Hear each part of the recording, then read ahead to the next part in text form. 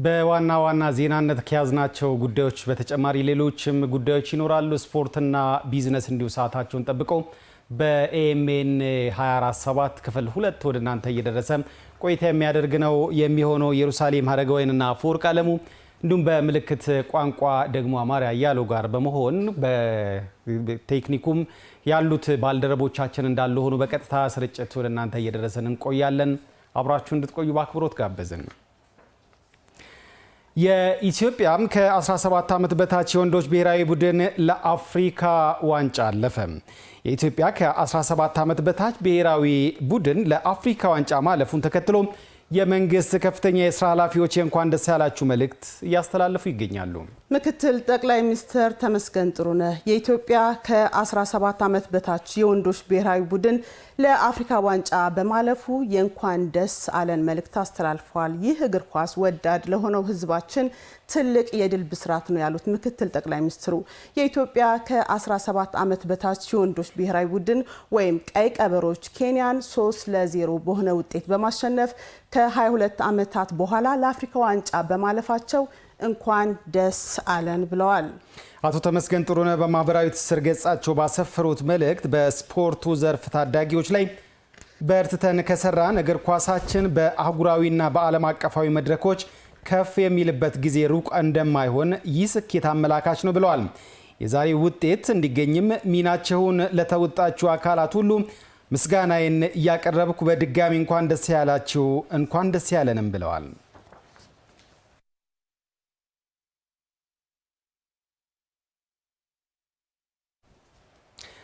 በተያያዘ ከንቲባ አዳነች አቤቤ የኢትዮጵያ ከ17 ዓመት በታች የወንዶች ብሔራዊ ቡድን ለአፍሪካ ዋንጫ በማለፉ ለቡድኑ አባላትና ለኢትዮጵያ ሕዝብ እንኳን ደስ ያላችሁ መልእክት አስተላልፈዋል። የአዲስ አበባ ከተማ አስተዳደር ከንቲባ አዳነች አቤቤ የኢትዮጵያ ከ17 ዓመት በታች የወንዶች ብሔራዊ ቡድን ለአፍሪካ ዋንጫ በማለፉ ለቡድኑ አባላትና ለኢትዮጵያ ሕዝብ እንኳን ደስ ያላችሁ መልእክታቸውን አስተላልፈዋል። ከንቲባ አዳነች አቤቤ በማህበራዊ ትስስር ገጻቸው እንኳን ደስ አለን በማለት ባሰፈሩት መልእክት በእግር ኳስ ስፖርት የጀመርነው ፕሮጀክት ፍሬ በማፍራት ላይ ነው ብለዋል። ዛሬ በመዲናችን አዲስ አበባ ሲካሄድ በነበረው የምስራቅና መካከለኛው ሀገራት ከ17 ዓመት በታች ውድድር ብሔራዊ ቡድናችን የኬንያ አቻውን 3-0 በሆነ ውጤት በመርታት ከ22 ዓመታት በኋላ ለአፍሪካ ዋንጫ ማለፍ ችለዋል። ይህ ድል የእግር ኳስ ስፖርት ወዳድ ለሆነው ህዝባችን የዘመናት ቁጭት በቅርቡ መልስ እንደሚያገኝ ያሳየ ነውም ብለዋል። ቀይ ቀበሮቹ ያስመዘገቡት ውጤት ለዘርፉ የሰጠነው ትኩረት ውጤት እያፈራ መሆኑን ማሳያ ነው ያሉት። በራሴና በከተማ አስተዳደሩ ስም መላው የቡድኑ አባላትን የኢትዮጵያ ህዝብ እንዲሁ የእንኳን ደስ ያላችሁ መልእክቴን አስተላልፋለሁ ብለዋል ከንቲባ ወይዘሮ አዳነች አቤቤ።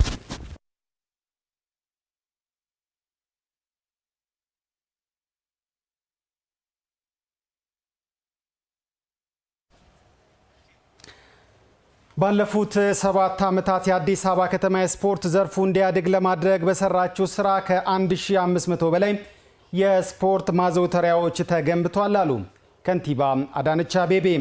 ከንቲባ አዳነች ይህ የዚህ ዘርፍ ስኬት ብቁና ተወዳዳሪ ዜጋን ለመፍጠር እንዲሁም ተወዳጁን የስፖርት ዘርፍ ውጤታማ እንዲሆን ከማድረግ አንጻር የተሰሩ ስራዎች ናቸው ብለዋል። የተገነቡት ስፍራዎችም በኢኮኖሚ ደረጃቸው ዝቅ ያሉ ዜጎችንም ታሳቢ ያደረጉ ስለመሆናቸውም ነው ያብራሩት። ስፖርትን ካነሳን ከትንንሽ ስታዲየሞች ወይም ደግሞ የስፖርት ሜዳዎች እስከ ትልልቅ ድረስ ከፍተኛ ትኩረት ተሰጥቶታል። ስፖርትም ትኩረት ያገኘበት ዘመን ነው የለውጥ ዘመን። አዲስ አበባ ላይ ከወሰን ግን በዚህ 7 የለውጥ ዓመታት 1530 የስፖርት ማዘውተሪያ ስፍራዎችን መገንባት ችለናል። የአቃቂ ጅምር የሰፈር ስታዲየም የነበረው ወደ ኢንተርናሽናል ቀይረን ሰፋ ያለ መሬት ወስነን ከካፍም ሌሎች ኢንተርናሽናል ደረጃውን ማረጋገጫ መስፈርቶችና ሰርቲፊኬት የሚሰጡን አካላት ተሳትፈውበት እውን እንዲሆን በርካታ ኢንቨስትመንቶች ኢንቨስት እያደረግን ነው። በፌደራል ስር የሚተዳደሩት የአዲስ አበባና የአዲስ አበባ ስታዲየም በከፍተኛ ትኩረት እየተሰሩ ነው። የአዲስ አበባ ስታዲየም ታድሷል። አዲስ አበባ እየደረሰ ነው። ለካፍ ብቻ ሳይሆን ለኮፕ 32 ይደርሳል ብለን ነው የምንጠብቀው። በዙሪያው የምንሰራው በርካታ ስራዎች አሉን። የአበበ ቢቂላ ስታዲየምን አድሰናል። ትኩረቶች ማሳያ ናቸው። በተጨማሪም 241 ኪሎ ሜትር የብስክሌት መንገድ ባለፉት ጥቂት ዓመታት መገንባቱን ጠቅሰዋል። እነዚህ ግንባታዎች የነበሩ ችግሮችን ከመቅረፍም ጎን ለጎን የኢትዮጵያን በጎ ጎን ያጎሉ ስለመሆናቸው አብራርተዋል። የስፖርት ማዘውተሪያ ስፍራዎችም ማህበራዊ መስተጋብሩንም ለማጠናከር እንደሚረዱ ገልጸዋል። ከስፖርት አንፃር 241 ኪሎ ሜትር የተገነባውም ሳይክል መንገድ እኮ በከተማችን አዲስ መሰረተ ልማት ነው። ያልተለመደ የኢትዮጵያ ስም ካስነሱት ስራዎች መካከል በየቦታው የስፖርት ሜዳዎች ለምን መነገጃ ሆኑ? በዚህ ደረጃ ኢንቨስት አድርገን ሰርተን አካታች መሰረተ ልማት ሰርተን ማንም ማዕከል ያደረገ አጠቃላይ ማህበረሰቡ እንዲጠቀምበት ማዕከል ያደረገ እነኚህ በየቦታው የተደራጁ የጤና ክለቦች ያስፈልጋሉ። አዎ በተደራጀ መንገድ ማህበረሰቡ እንዲጠቀምበት ማህበራዊ መስተጋብሩን አካላዊ ብቃቱንም እንዲጠብቅበት ማድረግ ተገቢ ነው። ግን በዚህ ደረጃ እንዲነግዱበት ደግሞ አልተፈቀደም። ደንብ አውጥተናል። ከውስን ሜዳውን ለማስተዳደርና ንጽህናውን ለመጠበቅ ከሚያስፈልገው ወጪ ከቨር ከማድረግ ባለፈ ሌሎች ገቢ እንዲያገኙበት ታስቦበት የተሰራ ስላልሆነ እኔ ማስከበር ግዴታ አለባቸው። ቀጥለናል። ተመልካቾቻችን ከኛ ጋር ስለሆናችሁ እናመሰግናለን። ለብሔራዊ ቡድኑ ከፍተኛ ውጤት ኤኤምኤንም መላው ኢትዮጵያን ሕዝብ እንኳን ደስ አላችሁ ለማለት ይወዳል። በድጋሚ ወደ ቀጣዩ ጉዳያችን ደግሞ እንሸጋገራለን። በኢትዮጵያ ሀገራዊ ነባራዊ ሁኔታን ያላገናዘቡ የፖለቲካ ርዕዮቶች ተግባራዊ በመደረጋቸው ሀገርን ከስልጣኔ እንደጎተቱ ይገለጻል። የመደመር መንግስት መጽሐፍም ይህንኑ ሀሳብ ያነሳል። ለዚሁ ችግር የመፍትሄውን የሚያመላክተው የመደመር መንግስት መጽሐፍ ለመለወጥ ፈጠራን ደግሞም ፍጥነትን መከተል ይገባል ባይ ነው። ፍቃዱ መለሰ ተጨማሪ ይዞበታል።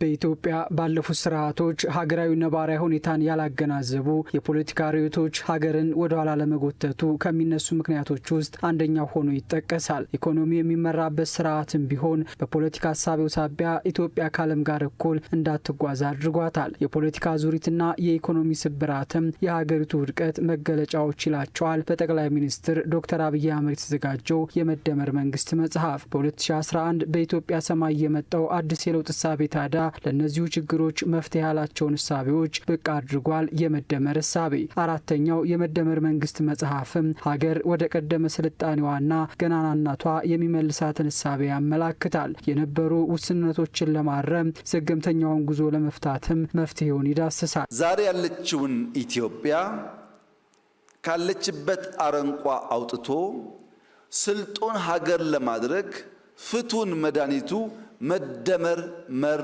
መንግስት ነው። ኢትዮጵያን ከዓለም የነጠላት ከስልጣኔዋ የገታት ምን ይሆን ሲልም ይሞግታል። የመደመር መንግስት ሀሳብ ያሸነፈው ፖለቲካ አንድነት የጎለበተበት ሀገራዊ ስሪት ለብሔራዊ ፈተናዎች መፍትሄ ለሚያደርገው የመደመር መንግስት አመክንዮ በምሁራን እይታም ይደገፋል። የተቃርኖ ትርክቶቻችንን በታላቁ ትርክት በሀገራዊ አንድነት እንዴት ማድረግ እንዳለብን፣ ስለዚህ ባህላችንን ራሱ እንድናርቅ የሞራል ዲኬ የምንለው የወደቅንበትን የበሰበሰብንን ነገር እንደገና ህይወት እንድንዘራ የሚያደርግ መዳረሻን ነው የሚያሳየው። ያለንበትን ሁኔታ ከቦታ ከጊዜና ከማህበረሰብ አኳያ ለይተን እንድናውቅ ያግዘናል። አንደኛው ወደፊት ይተልማል፣ ሁለተኛው ያለውን ይጠብቃል። የኮንሰርቫቲቭ ሳይዱ ማለት ነው። የመደመር መንግስት ሁለንተናዊ ብልጽግናን ለማረጋገጥ ሀገርን ከኋላ ቀርነት ወደ ስልጣኔ ለማሻገር ከሌሎች ሀገራት የተቀዱ ፖሊሲዎችንና ስርዓቶችን ከሀገራዊ ነባራዊ ሁኔታ ጋር አጣጥሟል። ሁለንተናዊ እሴቶችን ታሪካዊ መቼትን ሳይለቁ የቀረቡበት ሆኖ እናገኘዋለን። በአፍሪካ የመንግስት ሀልዮት ውስጥ እነዚህን እናያለን። ያልተሄደበትን መንገድ የሚመርጠው መዳረሻን የሚያመላክተው የመደመር መንግስት ሀገርን ለመለወጥ ፈጠራን ደግሞም ፍጥነትን መከተል ይገባል ባይ ነው። ሻጋሪ የሆኑ ህልሞችን በሁሉም መጽሐፍት እንደ ርዕይ በመያዝ ስርዓታዊ ፍጥነት፣ ፈጠራና ዝላይን ሀገርን ማሻገሪያ መንገዶች ቁልጭ አድርገው አሳይቷል። ፍጥነት ብሎ መጽሐፉ የሚያስቀምጠው ነገር ፈለግንም አልፈለግንም እዚህ ጉዳይ ውስጥ አስገብተን የምናየው ነው መቻል አለበት። በተለመደው ፔስ የኢትዮጵያን ችግር መፍታት አይቻልም። የአቅም፣ የጊዜ፣ የአሰራር፣ የስልት፣ የግንባታ፣ የህይወትና የራዕይ ተደማሪነትን የሀገር ስልጣኔ አምዶች ያደረገው የመደመር መንግስት የሀገር ብልጽግና የሚረጋገጠው የማሰባሰብ የማከማቸትና የማካበት ቀመር ሲተገበር ነው ይላል። ቀመሩስ ምንድን ነው? አንደኛው ማሰባሰብ፣ ዛሬ ላይ የሚገኙ ሀሳቦች፣ ሀብቶች፣ አቅሞች፣ ሙከራዎች ካሉ ሳይንጠባጠቡ ማሰባሰብ፣ ካልተሰበሰበ ይበተናል። ሁለተኛው ማከማቸት ነው። በትናንት ሀሳብ፣ በትናንት አቅም፣ በትናንት ሀብት ላይ ዛሬን መጨመር። ሶስተኛው ማካበት ነው። ለለውጥ ለብልጽግና የሚያበቃ ወረት ማጠራቀም። ሀገርን ከችግር ለማላቀቅ ዜጎችን ወደ ተሻለ ኑሮ ህይወት ለማሸጋገር በተጀመረው ይሄው ሀገራዊ እሳቤም ብዙ ለውጦች መጥተዋል። በመፍጠንና በመፍጠር እሳቤ የተጀመሩት ከተማን የማስዋብ፣ በምግብ ራስን የመቻል፣ የቱሪዝም መዳረሻዎችን የማልማት፣ የአረንጓዴ ልማት ኢኒሼቲቭን ጨምሮ ሀገር በትኩረት እየሰራቻቸው ባሉ ተግባራትም ሀገርን ለውቅና ያበቁ ምናባዊ እይታን በተግባር ያመላከቱ ውጤቶች የተመዘገቡበት ነው። ሁሉም ኢኒሼቲቭ ጅማሮ አነስተኛ ነበር። በሂደት እየፈጠነ እየሰፋ እያደገ ጥራት እያረጋገጠ በሀገር ደረጃ ኢምፓክት የሚያመጣ ሆነ። አሁን ከጀመርናቸው ውስጥ ኮሪደር አሸልሟል፣ ግሪን ሌጋሲ አሸልሟል፣ ስንዴ አሸልሟል። አብዛኛው የእኛ ኢኒሼቲቮች በዓለም አቀፍ ደረጃ ሪኮግናይዝ የተደረጉና ሽልማት ያሰጡ ናቸው። 32ኛው የተባበሩት መንግስታት ድርጅት የአየር ንብረት የፓርቲዎች ጉባኤ ኮፕ 32 ኢትዮጵያን ብቻ ሳይሆን አፍሪካን በሚመጥን መልኩ እንዲካሄድ የተለያዩ ዝግጅቶች አስቀድመው ተጀምረዋል። ኢትዮጵያ ጉባኤውን ለማስተናገድ እንዴት ተመረጠች፣ እንዲሁም ደግሞ የእስካሁን ዝግጅቷ ምን ይመስላል የሚለውን ደግሞ ካሳሁን አንዱ ዓለም ዝርዝር የያዘበት ጉዳይ ነው። To inform you that the African Group has received and endorsed the request of the government of Ethiopia to host COP32. በህዳር ወር መግቢያ ላይ የአፍሪካ የአየር ንብረት ተደራዳሪዎች ቡድን ኢትዮጵያን የአህጉሪቷ ተወካይ አድርጎ በሙሉ ድምጽ መረጠም። በተደራዳሪ ቡድኑ ሊቀመንበር ታንዛኒያ በኩልም ኢትዮጵያ 32ኛውን የተባበሩት መንግስታት የአየር ንብረት ለውጥ የፓርቲዎች ጉባኤ ወይም ኮፕ 32 እንድታስተናግድ መወሰኑን ይፋ አደረገ። Mr. President, the African Group once again pledges support to you. ክቡር ሊቀመንበር የአፍሪካ ተደራዳሪዎች ቡድን ለአየር ንብረት ለውጥ መሻሻልና ተግባራ ከሁሉም ወገን ጋር በትብብር ለመስራት ቁርጠኛ መሆኑን መግለጽ እፈልጋለሁ። አፍሪካ የኮፕ ጉባኤን በምታስተናግድበት ሁኔታ ላይ ምክክር አድርገናል። እናም የአፍሪካ ተደራዳሪዎች ቡድን የኢትዮጵያ መንግስት የኮፕ 32 ጉባኤን ለማስተናገድ ያቀረበውን ጥያቄ መቀበላችንና ማጽደቃችንን ስንገልጽ ለው በደስታ ነው።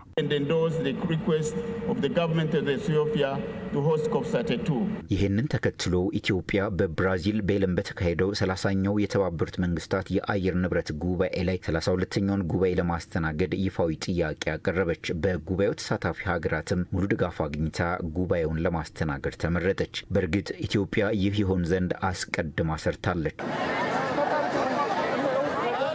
ማነው ስምሽ? ኪያ። ዛሬ ምንድነው የተከልሽው? ፓፓያ። ፓፓያ።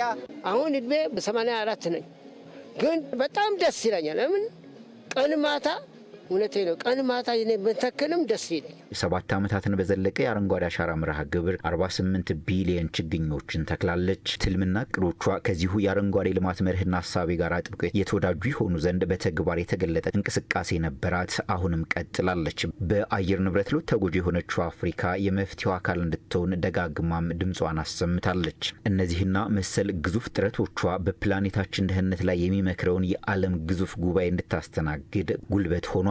ኢትዮጵያ የአየር ንብረት ለውጥን በመከላከልና በመቆጣጠር ሂደት ውስጥ የመሪነት ሚናዋን በተግባር እንድታሳይ የሚያግዘው ይህ ጉባኤ በስኬት እንዲካሄድ የተለያዩ የዝግጅት ስራዎች ከወዲሁ ተጀምረዋል። ከሀገር ውስጥ የስራ ኃላፊዎች ከተባበሩት መንግስታት አካላትና ከዓለም አቀፍ አጋሮች ጋር በመተባበር የኮፕ 32 ዝግጅትን እንዲመሩ የውጭ ጉዳይ ሚኒስትሩ ዶክተር ጌዲዮን ጢሞቴዎስ የኮፕ 32 ተወካይ ፕሬዚዳንት ሆነው ተሰይመዋል። ጉባኤውን አፍሪካ ጎልታ እንድትታይ በሚያስችል መልኩ ለማካሄድ መስራት እንደሚያስፈልግም ዶክተር ጌዲዮን አንስተዋል። ስኬታማ ኮፕ ካዘጋጀን የሚኖረው ትርፋት የሚኖረው ቅርስ ጥሎልን የሚያልፈው ብለን የምናስበው አንደኛ ይሄ የምናዘጋጀው ኮፕ ኢትዮጵያ የምታዘጋጀው የኢትዮጵያ ኮፕ ብቻ ሳይሆን የአፍሪካ ኮፕ ሆኖ በዚህ ሂደት አፍሪካ የአየር ንብረት ለውጥ ተጠቂ ለአየር ንብረት ለውጥና ተያይዞ ለሚመጡ ጦሶች ተጋላጭ ተደርጋ የምትታይ ብቻ ሳይሆን የመፍትሄው ማዕከል የመፍትሄ ምንጭ መፍትሄ በማምጣት አመራር የምትሰጥ አህጉር ሆና ጎልታ እንድትታይ አድርገን መስራት ይኖርብናል። በዶክተር ጌዲዮን የሚመራው የኮፕ 32 ብሔራዊ አስተባባሪ ኮሚቴ ቁልፍ የዝግጅት ተግባራትን ማቀናጀት የሚያስችል ውይይት ሲያካሂድ ጠቅላይ ሚኒስትር ዶክተር አብይ አህመድም በመድረኩ ተገኝተው ሂደቱን ተከታትለዋል። ኮፕ 32 ኢትዮጵያን ለዓለም ለማሳየት ትልቅ እድል በመሆኑ ኮሚቴው ኃላፊነቱን በአግባቡ ይወጣ ዘንድም አደራ ብለዋል። በዚህ ሀገር ግንባታ ውስጥ የኢንፍራስትራክቸር ኮሚቴ የተቋቋመ አለ። በጣም በርካታ ስራና ሀብት ይጠበቅበታል። ዴሊቨር እንደሚደረግ ተስፋ አደርጋለሁ። ግንባታው ሁለተኛው ዋና ዓላማ የሀገር ኢሜጅ ነው። የሀገር ኢሜጅ ሲባል ኢትዮጵያ ጥሩ ሀገር ናት የሚለውን ለማስጨበጥ ብቻ ሳይሆን ኤንሸንት ስለሆን ብዙ ሊታዩ የሚችሉ ታሪክ፣ ባህል፣ በጣም በርካታ ነገሮች ያሉ ቢሆንም እነሱ ሁሉ ከቱሪዝም አንጻር ቢወሰድ 100% ኢትዮጵያ ያላትን ካፓሲቲ ለዓለም ለማሳየት ትልቁ መድረካችን። በአውሮፓውያኑ የዘመን አቆጣጠር በ2027 የሚካሄደው ዓለም አቀፍ ጉባኤ በርካታ እንግዶችን የሚያስተናግድ ሲሆን አዲስ አበባ ላይ እንዲካሄድ መወሰኑ የመገናኛ ብዙሃን ተቋማትን ትኩረት ከመሳቡ ባሻገር የአፍሪካ ዲፕሎማሲያዊ ስኬት ተደርጎም ተቆጥሯል። በዚሁ የ2027 ግዙፍ መድረክ ላይ አዲስ አበባ ዳግም ታሸበርቃለች። ሀገር ስለ አህጉርና ዓለም በጎ ዕጣ ፈንታ ስለ መድከሟም ታሳይበታለች። ኤሜን 24/7 ክፍል 2 ከኛ ጋር ስለሆናችሁ እናመሰግናለን። አሁንም እንቀጥላለን። ሀገራዊ የምክክር ሂደቱ ውጤታማ እንዲሆን የሃይማኖት ተቋማት የሲቪል ማህበረሰብን ጨምሮ ማለት ነው እያደረጉ ያሉትን አስተዋጽኦ አጠናክሮ እንዲቀጥሉ የኢትዮጵያ ሀገራዊ ምክክር ኮሚሽን ጥሪ ያቀረበ። ኮሚሽኑ ከተቋማቱ ጋር በቀጣይ የምክክር ሂደቱ ዙሪያ ውይይትና ምክክር አካሂዷል። መሐመድ ኑር አሊ ተጨማሪ መረጃ ይዞበታል። የኢትዮጵያ ሀገራዊ ምክክር ኮሚሽን በይፋ ወደ ስራ ከገባና በሁሉም አካባቢዎች ባደረጋቸው የምክክር ሂደቶች ውጤታማ የአጀንዳ ማሰባሰብና የምክክር ሂደቶችን አከናውኗል። እስካሁን ለተመዘገበው ነጻና ፍትሐዊ የምክክር ሂደት የሃይማኖት ተቋማትና የሲቪል ማህበረሰብ ድርጅቶች ሚና ከፍተኛ ነው። ኮሚሽኑ ይህንኑ ሀገራዊ ኃላፊነታቸውን አጠናክረው እንዲቀጥሉ ያለመ ውይይት አካሂዷል። በተቋማቱ ውስጥ ያሉ አባቶችና የተለያዩ አካላት መፍትሄ በማፍለቅ ረገድ በርካታ ተግባራትን ሲያከናውኑ እንደነበር የተናገሩት የኢትዮጵያ ሀገራዊ ምክክር ኮሚሽን ዋና ኮሚሽነር ፕሮፌሰር መስፍን አርአያ እስካሁን ላደረጉት አስተዋጽኦ ምስጋና አቅርበዋል። ይህንን ሀገራዊ ኃላፊነት በአግባቡ ለመወጣት ከሚመለከታቸው ባለድርሻ አካላት ጋር በመቀናጀት ላለፉት 4 ዓመታት ጥቂት ወራት ለቀሩት ጊዜ ያህል በርካታ ጥረቶችን ኮሚሽኑ እያደረገ ነው። አሁንም እያደረጋችሁት ላለው አስተዋጽኦ በኢትዮጵያ ሀገራዊ ምክክር ኮሚሽን ስም ልባዊ ምስጋናን ለማቅረብ ወዳለሁ። ኮሚሽኑ አሁን ላይ ሀገራዊ የምክክር ጉባኤው የሚመክርባቸውን አጀንዳዎች ቀርጾ ይፋ ማድረግና ጉባኤውን ለመጥራት ዝግጅት ላይ መሆኑን የተናገሩት ኮሚሽነሩ ሂደቱ ውጤታማ እንዲሆን የሃይማኖት ተቋማትና የሲቪል ማህበረሰብ ድርጅቶች እያደረጉ ያሉትን አስተዋጽኦ አጠናክረው እንዲቀጥሉም ጥሪ አቅርበዋል። የኢትዮጵያ ሀገራዊ ምክክር አሁን በደረሰበት የሂደት ምዕራፍ ከብዙ ጥረት በኋላ ሀገራዊ ምክክር ጉባኤው የሚመክርባቸውን አጀንዳዎች ቀርጾ ይፋ ማድረግንና የምክክር ጉባኤውን የመጥራት ጫፍ ላይ ደርሷል። የመፍትሄ ሀሳብ ብቻ ሳይሆን በጋራ ሆነን መፈጸም የምንችልባቸውን ሁኔታዎች እንደምናመቻችና መግባባት ላይ እንደምንደርስ እና በምክክሩ ሂደት እስካሁን የነበራቸውን ከፍተኛ ሚና ይበልጥ አጠናክራችሁ የምትቀጥሉባቸው ሁኔታዎች ላይ መግባባት ላይ እንደምንደርስ እምነታችን ነው። ሀገርን ወደ እርቅ ሰላምና አንድነት ለማምጣት በሚደረገው ጥረት ሁሉ በቀጣይም ኮሚሽኑ ከሚያከናውናቸው ተግባራት ጎን በመሆን ኃላፊነታቸውን እንደሚወጡ ያረጋገጡት ደግሞ የመድረኩ ተሳታፊዎች ናቸው። በምክክር ደግሞ እንደገና ጥቅማችንን ማስከበር አለብን። ሉዓላዊነታችንን፣ ነጻነታችንን፣ አንድነታችንን፣ ሀያልነታችንን በምስራቅ አፍሪካ ምክንያት በመላ አፍሪካ ያለንን ተሰሚነትና ታላቅነት፣ ተደማጭነት ማስጠበቅ፣ ማስከበር ለትውልዱ ማሻገር አለብን። ሀገራችን ልማት ለትውልድ እድገት ሰላማችን ወሳኝ ስለሆነ ሰላም ላይ እንድንሰራ ለሁላችንም ጥሪ ቀርቧል። ይህንንም ጥሪ ተቀብለናል። እኛም በሃይማኖት ተቋም በሃይማኖታችን በተቋማችን ለማስፈጸምም እንጓዛለን። በፖለቲካም ይሁን በየትኛውም አይነት ማህበራዊ እንቅስቃሴያችን ተስማምተን ተግባብተን አንዳችን ለሌላችን ለሰላሙ ለእድገቱ ምን ስራ ሆነን አብረን እንድንኖር ያስፈልጋል። ሀገራዊ ምክክር ሂደቱ የተቀመጠለትን ዓላማ ተከትሎ በመስራት የሚገባውን ውጤት እንዲያመጣ የመደገፍ ብቻ ሳይሆን ሞኒተር የማድረግ ዋችዶግ የማድረግ ከመስመር የሚወጣም ነገር ካለ እንዲታረም በወቅቱ እንዲታረም የማድረግ የወጥቆጣት ስራዎችን በመስራት ሂደቱ ውጤታማ እንዲሆን የማድረግ ስራዎች እስካሁን ተሰርተዋል። እነዚህ ስራዎች ወደፊትም ተጠናክረው ይቀጥላሉ። በቀጣይ በትግራይ ክልል የአጀንዳ ማሰባሰብና የምክክር ሂደት የሚከናወን በመሆኑ ከሃይማኖት ተቋማትና የሲቪል ማህበረሰብ ድርጅቶች በተጨማሪ መላው ህዝብ ተሳታፊ እንዲሆን ጥሪ ቀርበዋል። የአዲስ አበባ ከተማን ሰላምና ደህንነት ለማረጋገጥ በሚደረገው ጥረት ውስጥ ማህበረሰቡን በንቃት ማሳተፍ እንደሚገባ ተመላከተ። የከተማዋ ሰላምና ጸጥታ አስተዳደር ቢሮ የጸጥታ ኦፕሬሽን ዘርፍ ለጸጥታ አካላት በወንጀል መከላከልና በስነ ምግባር ዙሪያ የተዘጋጀ ስልጠና ተሰጥቷል። ሀብታሙ ሙለታ የአዲስ አበባ ከተማን ሰላምና ደህንነት ለማስጠበቅ በመዲናዋ የሚገኙ የጸጥታ ተቋማት በርካታ ስራዎችን ሲያከናውኑ ቆይተዋል፣ እያከናወኑም ይገኛሉ። ከነዚህ ተግባራት መካከል ተቋማዊ ሪፎርሞችን ማከናወንና የአቅም ግንባታ ስራዎች ይጠቀሳሉ። እነዚህ ስራዎች ቀጥለው የአዲስ አበባ ከተማ ሰላምና ጸጥታ አስተዳደር ቢሮ የጸጥታ ኦፕሬሽን ዘርፍ ለጸጥታ አካላት በወንጀል መከላከልና በስነ ምግባር ዙሪያ ያዘጋጀውን ስልጠና ለጸጥታ ተቋማት አባላት ሰጥቷል። የአዲስ አበባ ሰላምና ጸጥታ አስተዳደር ቢሮ ምክትል ኃላፊ ዶክተር ወንድማገኝ ታደሰ እንደ ሀገር የተጀመረውን የልማት ጉዞ ለማስቀጠል ሰላም ወሳኝ መሆኑን ጠቁመው የጸጥታው አካላት ለሰላም የሚሰጡት ትኩረት ከፍ ሊል ይገባል ብለዋል። ሀገራችን ኢትዮጵያ ከተማችን አዲስ አበባ የብልጽግና ተምሳሌት ልትሆን ዛሬ ላይ የደረሰችበትና የምናያቸው በርካታ የሆኑ ውብ የፕሮጀክት ስራዎች እየተፈጸሙ ያሉት የእናንተም የሌሎችም አካላት ለሰላም ለአንድነት እችን ሀገር አስፈንጥሮ ለማሳደግ እየተጋችሁ ባላችሁበት ትግል ስለሆነ ለሰላም ትልቅ ትኩረት መስጠት ያስፈልጋል። ምክትል ኃላፊው አክለውም ወንጀልን ለመከላከልና ሰላምን ለማስፈን በሚደረገው ጥረት ውስጥ ማህበረሰቡን በንቃት ማሳተፍ እንደሚገባም ገልጸዋል። ሰላምን የሚገዳደረው ወንጀል ነው። ወንጀልና ወንጀለኞችን እንዴት አድርገን መከላከል እንችላለን? ዜጎችን በተለያዩ መድረክ ላይ ማስተማር ነው፣ ማሰልጠን ነው፣ እንዲያውቁ ማድረግ ነው። ሀገር ከደረሰችበት ዓለም ከደረሰበት ነባራዊ ሁኔታ አንጻር ሀገራችን እያነጻጸሩ የት ነው ያለነው፣ ወዴት መሄድ እንፈልጋለን፣ ምን መሆን እንፈልጋለን የሚለውን ጉዳይ በስፋት መነጋገር፣ መወያየት፣ መተማመን፣ ሁሉም ለሰላም ዘብ እንዲቆም ማድረግ ከሁላችን የሚጠበቅ ነው ማለት ነው። የስልጠናው ተሳታፊዎች በበኩላቸው ስልጠናው በአቅም ግንባታና ወንጀል መከላከል ላይ ጥሩ ግንዛቤን የፈጠረላቸው መሆኑን ተናግረዋል። ወቅቱን የሚመጥን ያለውን ሁኔታ አዳዲስ አይዲያዎችን ይዞ የመጣ ስልጠና ነው።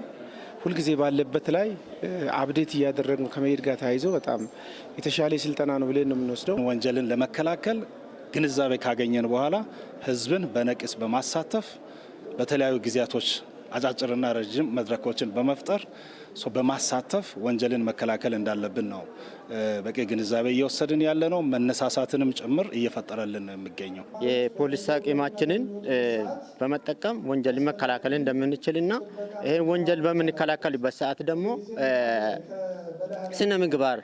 በስነ ምግባር የተመራ መሆን እንዳለበት ነው ከዚህ ስልጠና የተገነዘብን ማለት ነው። የጸጥታ ተቋማት አባላትን አቅም የመገንባት ተግባራት በቀጣይም ተጠናክሮ እንደሚቀጥሉ ተመላክቷል።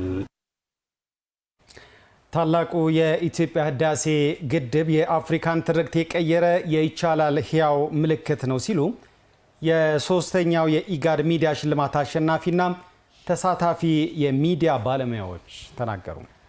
በአዲስ አበባ ከተማ የተካሄደው የሶስተኛው የኢጋድ የሚዲያዎች ሽልማት አሸናፊና ተሳታፊ የሚዲያ ባለሙያዎች ታላቁ የኢትዮጵያ ህዳሴ ግድብን ጎብኝተዋል። ተመስገን ይመሩ የምስራቅ አፍሪካ የልማት በየነ መንግስታት ድርጅት ኢጋድ ባዘጋጀው 3ኛው የሚዲያ አዋርድ ላይ ተካፋይ የነበሩ የመገናኛ ብዙሃን ባለሙያዎች ታላቁ የኢትዮጵያ ህዳሴ ግድብን ጎብኝተዋል። በጉብኝታቸውም ታላቁ የኢትዮጵያ ህዳሴ ግድብ አስደናቂ የምህንድስና ውጤት መሆኑን መመልከታቸውን ጠቅሰው አፍሪካ በራሷ አቅም ግዙፍ ፕሮጀክቶችን ማሳካት እንደምትችል በማሳየት ትርክት የቀየረ ፕሮጀክት ነው ብለዋል። የኢትዮጵያ ህዝብና መንግስት በልዩ ጽናትና በራሳቸው አቅም ግድቡን ማሳካታቸው ለሌሎች አፍሪካ ሀገራት ትምህርት የሰጠና የሚደነቅ ደማቅ አሻራ ስለመሆኑ ገልጸዋል። ግድቡ የጽናት የራስን መቻልና የአህጉራዊ ኩራትና የአንድነት ብርሃን ስለመሆኑም ተናግረዋል። የዩጋንዳ የሚዲያ ባለሙያ አይባሬ ሰንደሬላ እንዳለችው ታላቁ የኢትዮጵያ ህዳሴ ግድብ በራስ አቅም መገንባቱ የሚደነቅ ተግባር ነው። ኢትዮጵያ ያከናወነችው ተግባር የአፍሪካን ትርክት የሚቀይር ስለመሆኑም ነው ያነሳችው። ታላቁ የኢትዮጵያ ህዳሴ ግድብ ሌሎች የአፍሪካ ሀገራት ህዝባቸውን በማስተባበር ግዙፍ ፕሮጀክቶችን ማሳካት እንዳለባቸው ትልቅ ትምህርት የሚሰጥ ነው።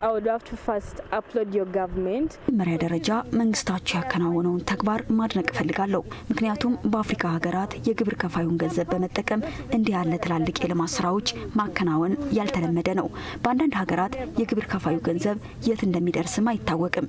ግን እዚህ ያየነው አስገራሚና የአፍሪካን ትርክት የሚቀይርና ሌሎች ፕሬዝዳንቶችም ከኢትዮጵያ መማር እንዳለባቸው የሚያመላክት ነው። የኬንያ ብሮድካስቲንግ ኮርፖሬሽን ከፍተኛ አርታኢ ጋዜጠኛ አይሻ ሀምሲ በበኩሏ የኢትዮጵያ ህዝብና መንግስት ገንዘባቸውን እውቀታቸውንና ጉልበታቸውን ሳይሰስቱ ለዓመታት በመትጋት እውን ያደረጉት ታላቁ የኢትዮጵያ ህዳሴ ግድብ አፍሪካ በራሷ አቅም ታላላቅ ፕሮጀክቶችን እንደምታሳካ ህያው ምስክር ነው ብላለች። አፍሪካውያን ግዙፍ ፕሮጀክቶችን በራሳቸው አቅም ማከናወን አይችሉም የሚለውን የተዛባ ትርክት ታላቁ የኢትዮጵያ ህዳሴ ግድብ ሙሉ ለሙሉ መቀልበሱንም ተናግራለች።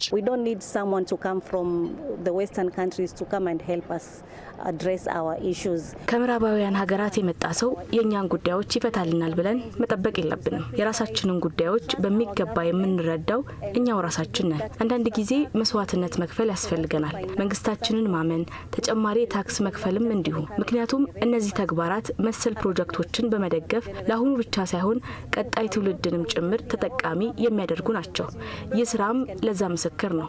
ሰዎች የራሳችሁ መፍትሄ አላችሁ፣ ግን እንዴት እንደሚሰራ አታውቁም ሲሉ ይደመጣሉ። ሆኖም ኢትዮጵያ የሚቻልበትን መንገድ አሳይታናለች። ይህም ለሁሉም ጠቃሚ አሰራር ነው። የደቡብ ሱዳን የፊልምና የሚዲያ ባለሙያ ጋብርኤል ጋትሏል ዋልኬት በበኩሉ ኢትዮጵያ የህዝቧን የተደመረ አቅም በመጠቀም ብሔራዊ ፕሮጀክቶችን እውን ማድረጓን አንስተዋል። ግድቡ አፍሪካውያን ሲተባበሩ የጋራ ልማቸውን ማድረግ እንደሚችሉ ማረጋገጫ ስለመሆኑ ጠቅሶ አፍሪካ ያላትን አቅምና ታላቅነት በልጆቿ ጥረት ግቧን ማሳካት እንደምትችል ህያው ማሳያ ስለመሆኑ ተናግሯል። ግድቡ ቀጠናዊ ትስስርን የሚያጠናክር የአየር ንብረት ለውጥን በመከላከል ረገድም ጉልህ አበርክቶ ያለው ስለመሆኑ ገልጿል። It has already created an image of saying we can. የዚህ ግድብ መገንባት የይቻላል መንፈስን የፈጠረ ነው። አፍሪካ እንደምትችል የሚያሳየም ጭምር ነው። ምክንያቱም ኢትዮጵያ ካሳካቸው ለምን ደቡብ ሱዳን፣ ኬንያና አፍሪካ አያሳኩትም? እናም ሁላችንም የራሳችንን ግድብ መገንባት እንደምንችል መማር አለብን። በሌሎች ሀገራት ላይ ጥገኛ መሆን የለብንም። በውጭ ሀገራት ላይ ጥገኛ መሆንና እንዲስሩ ከዚህ ጀምሮ የሚሉን ላይ መመርኮዝ የለብንም። ኢትዮጵያን በራስ መስራት እንደሚቻል አሳይታናለች። እኛም ይህንን ማድረግ እንችላለን። ሀገራችንን እንገንባ፣ በራሳችን አቅም እንስራ፣ እንደ አፍሪካ በራሳችን እንተማመን። የውጭ ሰው መጥቶ ልማት ያመጣልናል ብለን አናስብ። ልማት በራስ አቅም መሳካት አለበት የሚል ነው መልእክቴም። የውጭ ጉዳይ ሚኒስቴር ቃል አቀባይ አምባሳደር ነቢያት ጌታቸው ታላቁ የኢትዮጵያ ህዳሴ ግድብ በሀገር ውስጥና በውጭ ያሉ ኢትዮጵያውያን ዋጋ ከፍለው ያሳኩት አህጉራዊ ፕሮጀክት መሆኑን ተናግረዋል። ለመላው አፍሪካውያን የኩራት ምንጭ የሆነው የህዳሴ ግድብ በአህጉሪቱ አዲስ የይቻላል የለውጥ ጉዞን ያቀጣጠለ ስለመሆኑ ገልጸዋል። የበለጸገችና አንድነቷ የጠነከረ አፍሪካን እውን በማድረግ ሂደት ውስጥም ጉልህ ሚና እንደሚኖረው ጠቁመዋል። Ethiopian Renaissance Dam, a lot of work by all Ethiopians, by its leadership, and a lot of commitment from both its citizens who live in Ethiopia and those who live abroad. ታላቁ የኢትዮጵያ ህዳሴ ግድብ በሁሉም ኢትዮጵያዊ ርብርብ፣ በአመራር፣ በውጭና በሀገር ውስጥ ባሉ ኢትዮጵያውያን ቁርጠኝነት የተገነባ ነው። ይህ ስራ ለሌሎች አርአያ የሚሆን ተግባርም ጭምር ነው። በአፍሪካ ግዙፍ ፕሮጀክትን ማቀድ፣ መጀመርና መጨረስ እንደሚቻል መናገር ያስችለናል። ኢትዮጵያ እንደምትችል፣ አፍሪካም እንደምትችል የሚያስመሰክር ነው። ግድቡ የፓን አፍሪካን ፕሮጀክት መሆኑን በተለያየ መንገድ መግለጽ ይቻላል። የቀጠናው ትስስርን የሚያጠናክርና የሚያጎለበት በአፍሪካ ህብረት አጀንዳ 2063 የበለጸገችና የተቀናጀች አፍሪካን ለመፍጠር የተያዘው ራዕይን የሚያሳካም ነው። where we envisage to see an integrated and prosperous Africa. ታላቁ የኢትዮጵያ ህዳሴ ግድብ ጳጉሜን 4 ቀን 2017 ዓ.ም የበርካታ ሀገራት መሪዎች በተገኙበት በጠቅላይ ሚኒስትር ዶክተር አብይ አህመድ በይፋ መመረቁ ይታወሳል። በዛሬው የአዲስ ጓዳ ቅኝታችን በከተማችን ያልተለመደና በብዙዎች ዘንድ የማይደፈረውን የአሳማ ማርባት ስራን እንመለከታለን። በአሳማ ማርባት ስራ ወጣቶች የገቢ ምንጭ እንዲሆናቸውና ምርቶችም በገበያ ተፈላጊ እንዲሆኑ አስችሏቸዋል። ባልደረባችን አሰግድ ኪዳነ ማርያም በንፋስ ስልክ ላፍቶ ክፍለ ከተማ በአሳማ ማርባት የተደራጁና ውጤታማ ከሆኑ ወጣቶች ጋር ቆይታ በማድረግ ተከታዩን ዘገባ አዘጋጅቷል። ከቅርብ ጊዜ ወዲህ በከተማችን አዲስ አበባ የከተማ ግብርና በስፋት እየተከናወነ ይገኛል። በተለይ ደግሞ በዶሮ እርባታ፣ በከብት እርባታ እንዲሁም ደግሞ በጓሮ አትክልት ሰፊ የሆነ የከተማ ግብርና እየተከናወነ ይገኛል። ዛሬ ደግሞ ባልተለመደ ሁኔታ በከተማችን አዲስ አበባ የአሳማ እርባታ እየተከናወነ ነው። እንግዲህ በንፋስ ስልክ ላፍቶ ክፍለ ከተማ ወረዳ 13 ተገኝተናል። በተለምዶ ስሙ ጀሞ የሚባለው አካባቢ ነው የተገኘ ነው። እዚህ አካባቢ እንግዲህ የተቀናጀ የአሳማ እርባታ የተከናወነ ነው። አሳማ እንዴት ይረባል፣ ከረባስ በኋላ ምን ይደረጋል የሚለውን ነገር የምናስቃኛችሁ ይሆናል።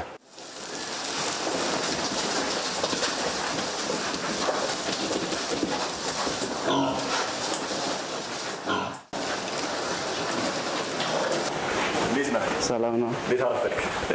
አዎ ሰላም አለ። ዛሬ እናንተ ጋር መተናል አሳማ እንዴት እንደሚረባ ለማየት እና አሳማ ማርባት እንዴት ነው እስቲ ንገረን። አሳማ ስናረባ ከመጀመሪያ ይሄንን ፈጫዶ እንትን ጎመኑ ይፈጫል። ጎመኑን ከፈጨን በኋላ ፍሩሽካ አለ፣ ሁለት አይነት ፍሩሽካ። እኛም ፍሩሽኮችን እንቀላቅልና አመተን እንሰጣቸዋለን ማለት ነው። እነሱ ለአሳማዎች ለአንድ አሳማ የምንሰጠው 3 አካፋ። ስንት ጊዜ ሆነ? 2 አመት ነው። በቃ ማዋለድና አርዳለሁ።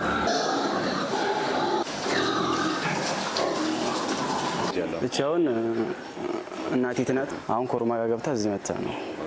አሁን ይዛለኝ ማለት ነው። ስንት ነው የሚወልዱት? የሚወልዱት 15 ወልድና ሊሞቱም ይችላሉ። እስከ 10 ያድጋሉ። 8 በቃ እንደ ችሎታ 5ም 6ም። ምን ያህል ጊዜ ነው አርግተው የሚወልዱት? አሁን ተያዘች በ6 ወር ትወልዳለች። 6 ወር። እዚህ ደግሞ የተለየ አይነት ከለር ያለው አለ። ጥቁርም አለ ነጭ ነው። ልዩነት የላቸው ማለት ነው። አንድ ነው፣ ቡሬ ነው። ስንት አሳማዎች አሉ እዚህ ያሉት? 150 እያጠባይ ነች ያለችው። እንዲጠቡ ነው የተኛችው ማለት ነው። እና እነሱ ሲወለዱ እሷ ልትወልድ እንትን ስትል አንተ ጭዳ ምተን እንሰጣታለን። እንዳይበርዳቸው እንዲመጣቸው ጭድ እናደርግላቸዋለን። ከዛ እንደወለደቻት አፏን ጠርገህ በእጅ እየጨመክ ታጠባታለህ። ጡቱን እየጨመክ ታጠባታለህ። አንዴ ብቻ የምታቀምሳት ታቀመሰ በኋላ እሷ ራሷ ታቋለች፣ ትነሳለች። ከዚህ በፊት ላም ምናምን አርበተህ ታውቃለህ? ላሞች ላም ሀገር ቤት እኮ ልዩነቱ ምንድን ነው? የአሳማ ማርባትና የላም ይሄ እነኚህ በቃ ኖርማል እነኛ ሲወልዱ ደግፈ እነሱንም እንደዛው የምታጠቡ ላሞቹን እግሯን አንስታ እንትን እስከምትል ድረስ ደግፈ ታጠባታለህ እስከምትችል ድረስ እስከምትቆም ድረስ። አይተናኮሉም አይደል? አይተናኮሉም። እነኛ አይተናኮሉም።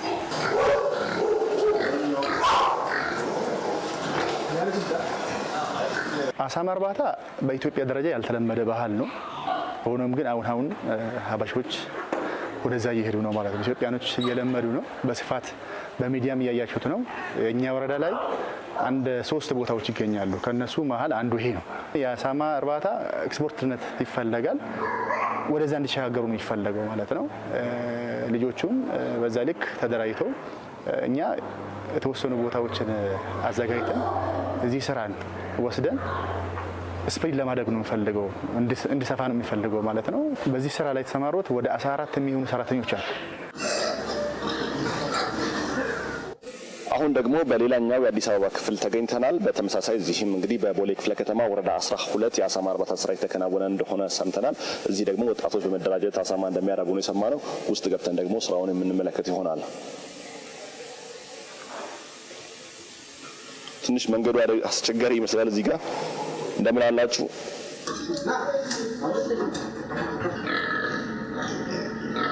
እኛ የጀመርነው ቅርብ ጊዜ ነውና ስንጀምርም 9 ነበር ከደብረ ዘይት አካባቢ ገዝተን ያመጣናቸው 7 ሴት 2 ወንድ ነው ያመጣናቸው። ያው ለተሞክሮ ብለን የጀመርነው ያው እንደምታያቸው አሁን እዚህ ተራብተው በስቷል። አሁን ቢያንስ ወደ 40 ምናምን ሆኗል። እየተራቡ ነው። በጥሩ ሁኔታ እየሄደልን ነው።